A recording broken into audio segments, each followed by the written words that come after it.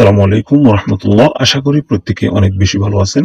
So আমি আজকে আপনাদেরকে নিয়ে আসলাম এই যে প্লাই মুভি যেটা সাইট আছে ওইটা সম্পর্কে আপনাদেরকে কিছু বলবো।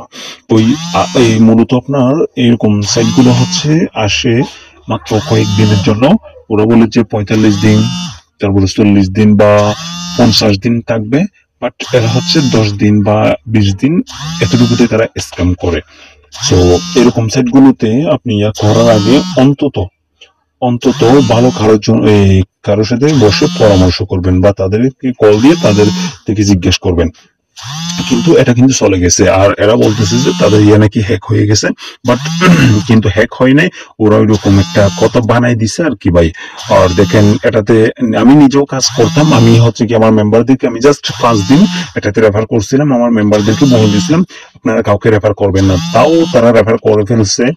এগুলো হচ্ছে তাদের বিষয়, আমি তো যা বলি সব বলে আমি তাদেরকে কাজ করাই, কারণ আমি চাই না যে কারো থেকে লস হোক। বাট আমার কোনো মেম্বার লস খাই নাই, আমার মেম্বার হয়তো আশা করি লস খেতে পারে।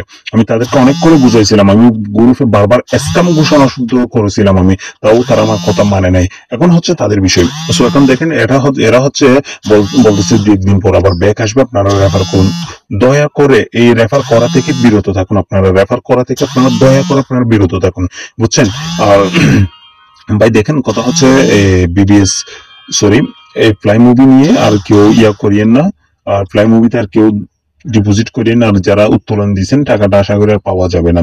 আশা করি সকলে বুঝতে পেরেছেন। আসসালামু আলাইকুম রহমতুল্লাহ।